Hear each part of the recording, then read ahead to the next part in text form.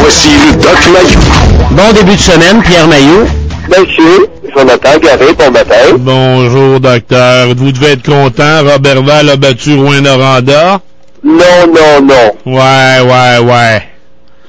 Puis je suis pas de bonne humeur, docteur. En quelle heure? Ben là, franchement, Joe, veux-tu expliquer? Joe? Quoi?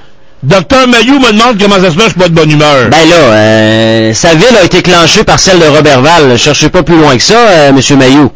Ben oui, mais il y a eu le problème, là. C'est du sport, c'est un jeu. Oui. Mais le problème, c'est qu'on a essayé de savoir le résultat du vote et on en est incapable.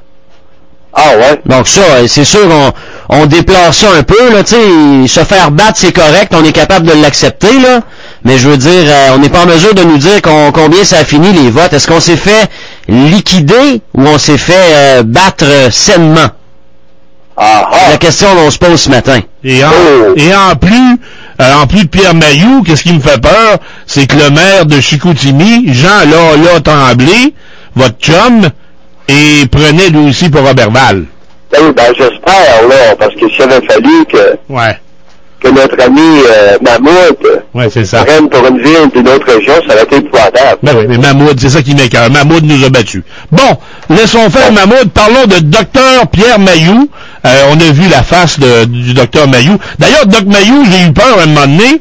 On a, je pense, confondu votre figure avec celle de Fidel Castro.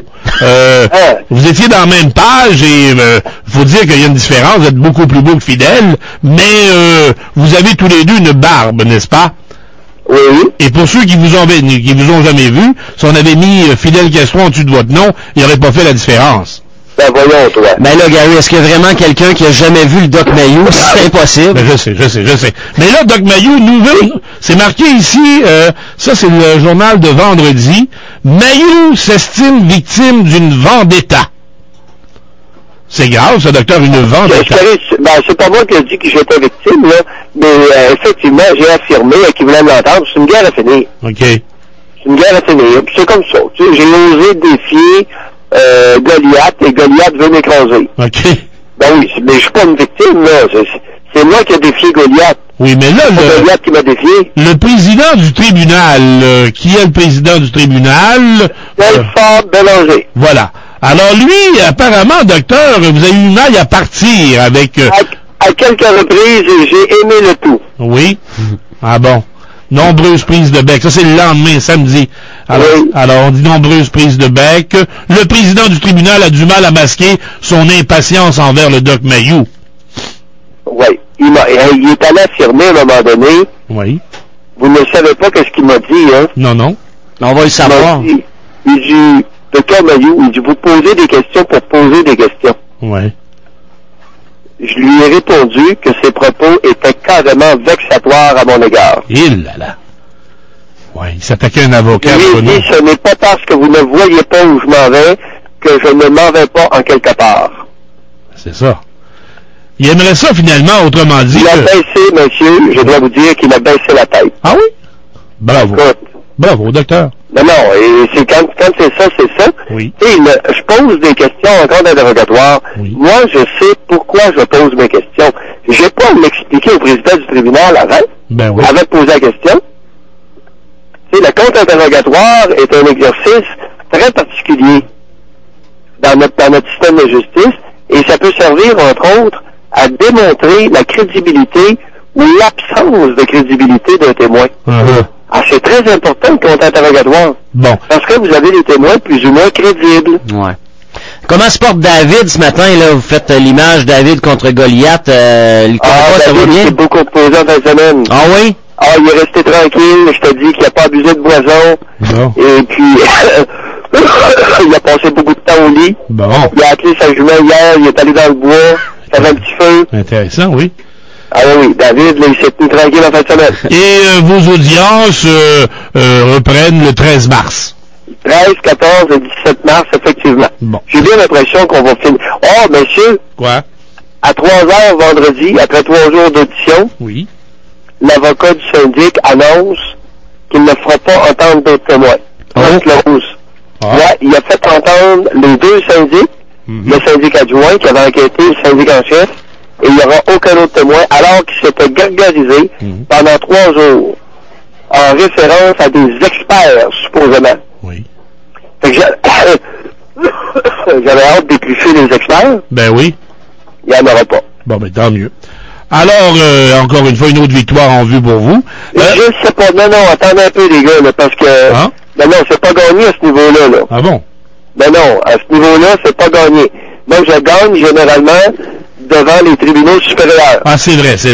Et non pas devant l'instance de base. Alors, eux autres, ils vont vous empêcher de travailler une couple de mois, et après ça, vous allez aller reprendre votre carte à Ottawa.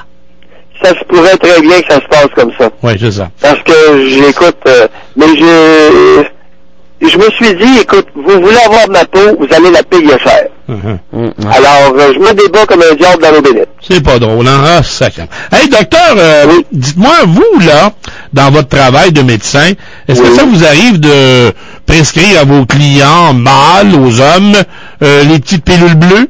Oui. Ah oui? De temps en temps, oui, c'est pas coutumier, mais c'est arrivé quelquefois, oui. Parce que là... le Viagra et le Cialis. C'est ça, je viens de voir que... Je sais pas si Jonathan est intéressé, ça me surprendrait. Il en a pas besoin, lui. Mais les plus de 40 ans, comme moi, on dit d'ailleurs que c'est 34% des Canadiens de plus de 40 ans qui sont victimes de dysfonction érectile. Et que si... je répète le pourcentage, Gary. 34. 1 sur 3, un homme sur 3, bande mou à 40 ans? Ouais. Très facilement, et même plus. Bon, mais d'accord. Alors... oui, c'est conservateur comme chiffre. Et là, Cialis aurait lancé un nouveau médicament qui est disponible sur les tablettes? Ça me surprendrait. Ben là, j'ai ça ici, le médicament en question est sur les tablettes depuis quelques semaines. C'est-à-dire disponible pour les prescriptions sur les tablettes. C'est ça, là, j'ai un petit embargo, un imbroglio là-dessus. C'est une nouvelle version de Cialis. Avez-vous été informé, docteur? Non, mais je l'ai lu dans le journal comme toi. OK, d'accord.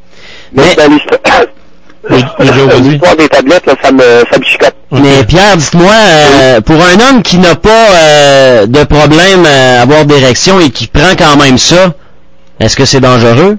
Je ne sais pas qu'est-ce que ça fait. C'est une bonne question. J'ai aucune idée de cette question-là. Ben, moi, je peux répondre, docteur, si vous permettez. Les acteurs porno le font. Les acteurs porno prennent, exemple, du Cialis ou du Viagra, ça maintient l'érection plus longtemps? Oui. Bon. Mais est-ce que ça retarde l'éjaculation? Gary, la question de Jonathan est très pertinente. Ben oui. Est-ce qu'il peut y avoir des dommages quelconques au pénis ou à la circulation sanguine dans le pénis? Lorsque quelqu'un prend ça, il n'en a pas besoin, j'ai aucune espèce d'idée, monsieur. Parce que ça peut être, on peut faire l'image avec n'importe quel cas, quelqu'un qui prend un médicament et qui en a pas vraiment besoin, c'est rare que c'est bon, dans le sens, il y a toujours un aspect nocif là-dedans, là. Ben, plus souvent qu'autrement, tu as tout à fait raison, Jonathan. Exemple, vous n'êtes pas diabétique et vous prenez de l'insuline, vous allez vous maudire en hypoglycémie. C'est ça. Alors oui, il y a des conséquences. Par contre, si vous êtes diabétique, prenez de l'insuline, écoute, ça vous sauve la vie. Parce que moi, mais moi, docteur, on m'avait toujours dit, mon père notamment, quand j'étais tout petit, m'avait toujours dit que le bandage ou l'érection, c'était dans la tête. Non, ça, c'est un discours de femme, ça, Gary. Ah bon? Non, c'est le bandage, c'est entre les deux jambes. Ah oui? Maintenant, le signal origine du cerveau. Ah bon? Peut originer. OK. Mais quand une femme arrive au bout de toi, elle te pogne la poche, ça part pas de ta tête pantoute, ça part très local.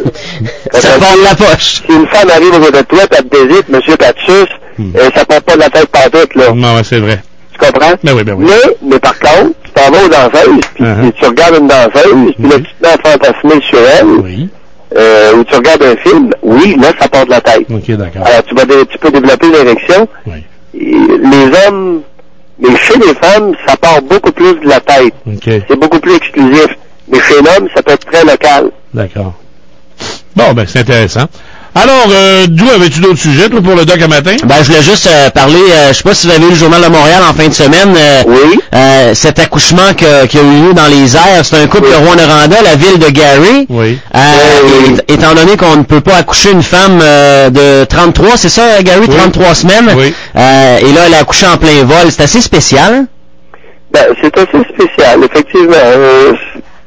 Écoute, est-ce que c'était vraiment justifié d'envoyer cette femme-là en avion à Montréal, dans Je ne sais pas, la question se pose. Ben, le pire... Il faudrait peut-être appeler les gens locaux, ben, je vais le faire. Les responsables de ça. Ouais, Ils vont demander, écoutez, est-ce que c'était vraiment justifié, ça, ce là Ben, c'est niaiseux parce que, voyez-vous, Doc, étant à 33 semaines, puis eux autres, ici, la règle, si vous voulez, ils les accouchent pas avant 34 semaines. Alors, tu sais, veut dire, c'est complètement niaiseux parce qu'elle a accouché dans l'avion avec son médecin qui l'accompagnait.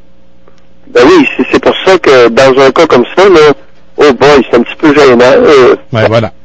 Alors, le bon, question légitime, monsieur. Ouais, merci. Alors, notre bon système de santé. Ouais, mais j'ai une question, moi. Ben oui. La ville de naissance, ça va être quoi? Mais il n'y en aura pas. Ben, ça va être Pierre-Éliott Trudeau, l'aéroport. Oui. Ben oui. Exactement. Il n'y en a pas.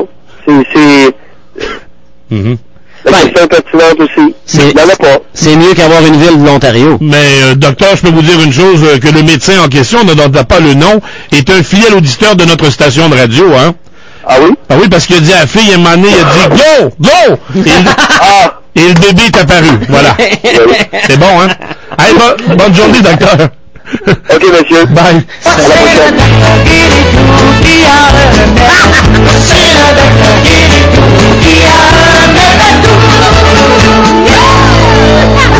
Le Doc Mayou, du lundi au vendredi à 8h05 et 17h45. À GoFM, Latitude Rock.